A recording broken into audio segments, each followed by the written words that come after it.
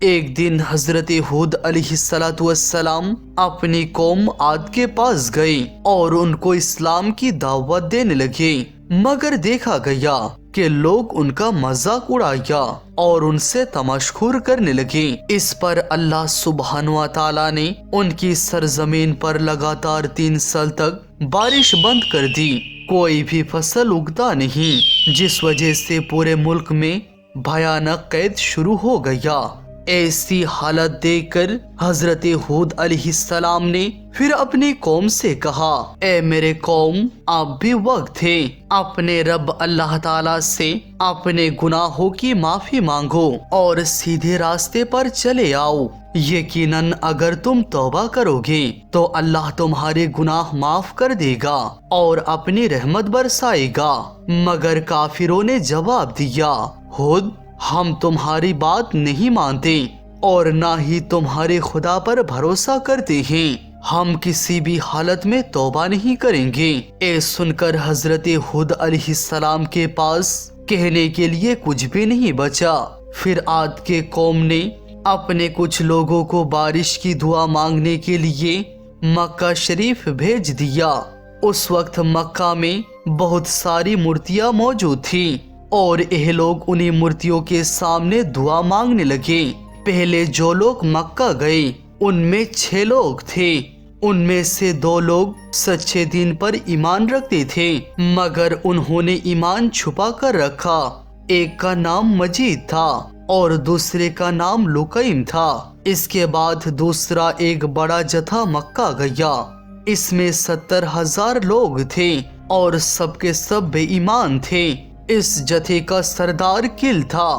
جب کل دعا مانگ رہا تھا تو مجید نے اس سے کہا، تم لوگ پانی کے لیے دعا مانگنے آئے ہو، مگر جب تک ہود علیہ السلام اور ان کے خدا پر ایمان نہیں لاؤ گے تمہاری دعا کبھی قبول نہیں ہوگی۔ مجید کی بات سن کر سب لوگ مذاق اڑانے لگے اور اس کو حضرت ہود علیہ السلام کا ساتھی سمجھ کر ذلیل کرنے لگے۔ تب مجید اور لقیم دونوں نے اللہ تعالیٰ کی بارگاہ میں دعا کی، اے ہمارے مالک، یہ لوگ کبھی بھی آپ کے رحمت پر ایمان نہیں لائیں گے، آپ ہماری دعا قبول فرمائیں۔ اللہ تعالیٰ کی طرف سے آواز آئی، تم دونوں کیا مانگنا چاہتے ہو؟ مجید نے کہا، میں کبھی بھوکا نہ رہوں۔ لقیم نے کہا، میری عمر 3000 سال تک بڑھا دو۔ اللہ تعالیٰ کی طرف سے جواب آیا، تم دونوں کی دعا قبول کر لی گئی۔ دوسری طرف کیل اور اس کے 70,000 ساتھی مل کر دعا مانگنے لگے، ہماری قوم عاد کے لیے بارش بھیج دے، ہم میں سے کسی کو بھی کوئی بیماری نہیں، نہ کسی پر کوئی مصیبت آئی، اس لیے ہم صرف بارش کی دعا مانگ رہے ہیں۔ انہوں نے تقریباً 3 گھنٹے تک دعا کی، پھر آسمان میں 3 رنگ کے بادل نظر آئے، سفید، سرخ اور کالا۔ تب ایک آواز آئی، اے کل، ان 3 بادلوں میں سے تم کس بادل کا انتخاب کرو گے؟ کل کو پتا تھا کہ سفید اور سرخ بادلوں سے بارش نہیں ہوتی، اس لیے اس نے کالے بادل کا انتخاب کیا۔ جب یہ لوگ مکہ سے چلے تو وہ بادل بھی ان کے ساتھ ساتھ چلا۔ تھوڑی دیر بعد ایک زوردار آندھی چلنے لگی، مگر کافروں نے اب بھی حضرت ہود علیہ السلام کا مذاق اڑانا نہیں چھوڑا۔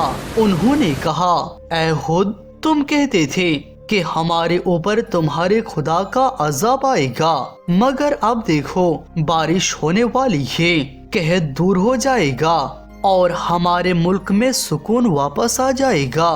حضرت ہود علیہ السلام نے کہا، اچھا تم تھوڑا صبر کرو۔ پھر وہ اپنی ایمان والی قوم کو لے کر وہاں سے نکل گئی۔ پھر قوم عاد پر اللہ کا سخت عذاب آ گیا۔ یہ عذاب اتنا شدید تھا کہ تقریباً 7 لاکھ لوگ پہاڑوں کی گفاؤں میں چھپ گئے۔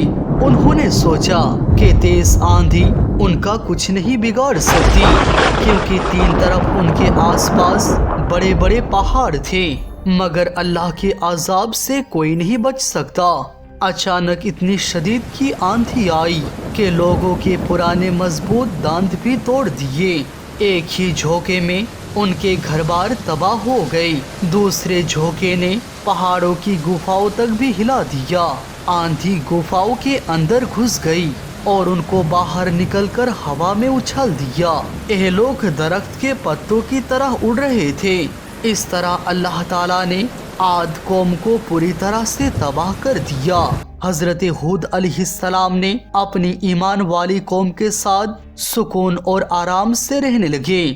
قوم عاد کے تباہ ہونے کے بعد حضرت ہود علیہ السلام 400 سال تک زندہ رہے۔ پھر اللہ تعالیٰ کی مرضی سے ان کا انتقال ہوا۔ حضرت ہود علیہ السلام کی وفات کے بعد ان کو ماننے والے سچے دین کو قائم رکھے اور تقریباً 100 سال تک لوگ اس پر عمل کرتے رہے۔ پھر ایک دن ابلیس ان کے پاس آیا اور پوچھا، تم لوگ کس کی عبادت کر رہے ہو؟ انہوں نے جواب دیا، ہم ایک نراکار اللہ سبحانہ و تعالیٰ کی عبادت کر رہے ہیں۔ ابلیس نے پھر پوچھا، کیا تم نے کبھی اللہ کو دیکھا ہے؟ انہوں نے کہا، نہیں، ہم نے کبھی نہیں دیکھا۔ ابلیس نے کہا، تو پھر تم پتھر کا ایک بت بنا لو جو اللہ کی نشانی ہو اور اس کی عبادت کرو۔ اے بت قیامت کے دن تمہارے لیے اللہ کے حضور سفارش کرے گا۔ ان لوگوں نے کہا، کیسا بت بنانا ہے؟ ہمیں نہیں معلوم۔ تب ابلیس نے کہا، اچھا، میں تمہارے لیے حضرت ہود علیہ السلام کا ایک بت بنا کر لاتا ہوں۔ تم لوگ اسی کی نشان پر اپنے اپنے گھروں میں بت رکھنا اور اسی کے سامنے عبادت کرنا۔ ابلیس نے ان کے لیے ایک بت تیار کر دیا اور انہوں نے اسے عزت کے ساتھ ایک جگہ رکھا۔ پھر اس کے اوپر ایک بڑا گنبد بنا دیا۔ دھیرے دھیرے پورے ملک کے لوگ اس بت کو سجدہ کرنے لگے۔ ابلیس نے اس طرح دنیا میں دوبارہ بت پرستی کا رسم چالو کر دیا۔ بہت سالوں تک یہ حالات رہی۔ پھر اللہ تعالیٰ نے دنیا والوں کی ہدایت کے لیے حضرت صالح علیہ السلام کو نبی بنا کر بھیجا۔ حضرت صالح علیہ السلام نے اس وقت کے سمود قوم کو اسلام اپنانے کی دعوت دی۔ قوم سمود نے کہا، تم صرف ایک عام انسان ہو، انسان کبھی نبی نہیں ہو سکتا۔ اگر تم واقعی نبی ہو تو کسی معجزہ دکھاؤ۔ اگر تم اس پر قادر ہو تو ہم سب اسلام قبول کر لیں گے۔ حضرت صالح علیہ السلام نے کہا، بتاؤ تم کیسا معجزہ دیکھنا چاہتے ہو؟ انہوں نے کہا، اس پہاڑ کے اندر سے ایک اونٹنی نکل کر آئی اور وہ ایک بچہ پیدا کرے جو ہمارے سامنے دودھ پیے۔ اگر یہ معجزہ ہو جائے تبھی ہم مانیں گے کہ تم واقعی اللہ کے نبی ہو۔ اسی وقت فرشتہ جبرائیل علیہ السلام حضرت صالح علیہ السلام کے پاس آئے اور کہا، اے اللہ کے نبی، آپ اپنے قوم سے وعدہ لے لیجئے، وہ اس اونٹنی کو کوئی نقصان نہیں پہنچائیں گے۔ حضرت صالح علیہ السلام نے ان سے یہ وعدہ لے لیا۔ پھر اللہ تعالیٰ کی طرف سے حکم آیا، اے صالح، تم دعا کرو کیونکہ میں 4000 سال پہلے ہی اس پہاڑ کے اندر ایک اونٹنی پیدا کر دی ہے۔ جب وقت آئے تو تم اپنے معجزہ دکھا کر اپنے نبوت کی دلیل اور مضبوط بنا سکو گے۔ حضرت صالح علیہ السلام نے دعا کی اور فوراً ایک خوبصورت اونٹنی اس پہاڑ کے اندر سے نکل آئی۔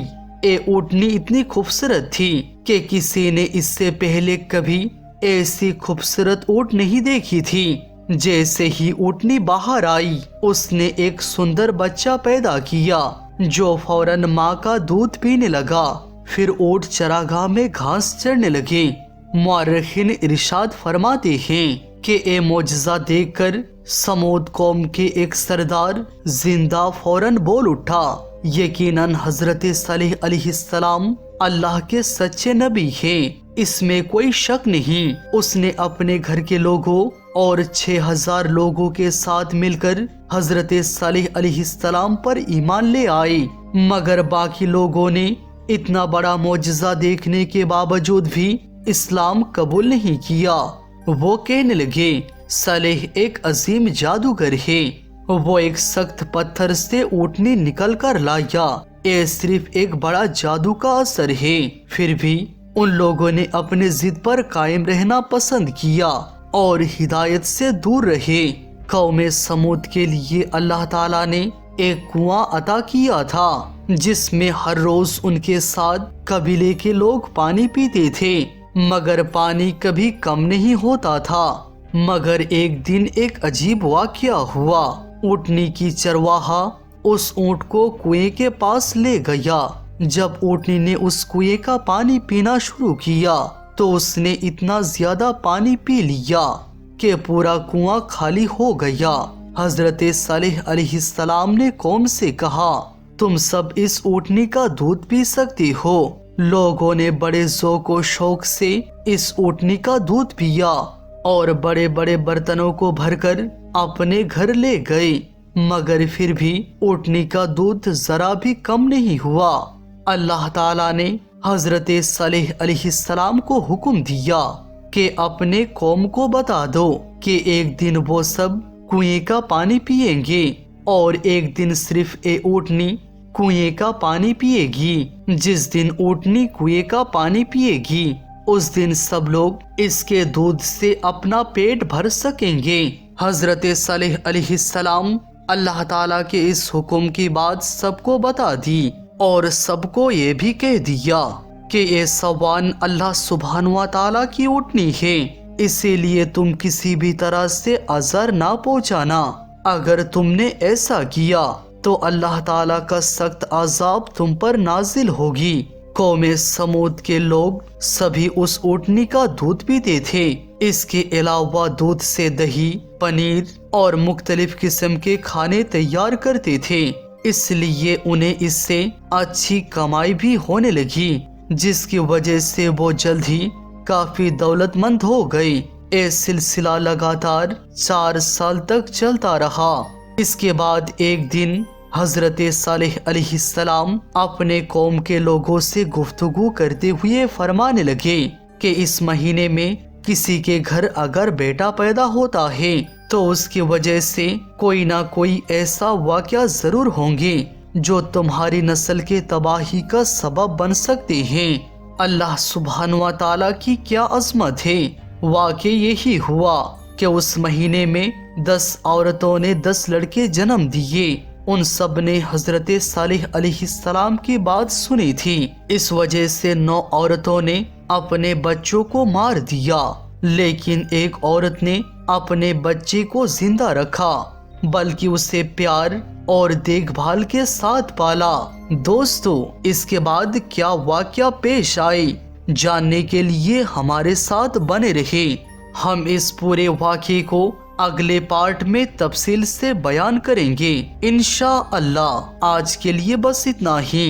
वीडियो को देखने के लिए जाज़ाकल्लाहु खैरन।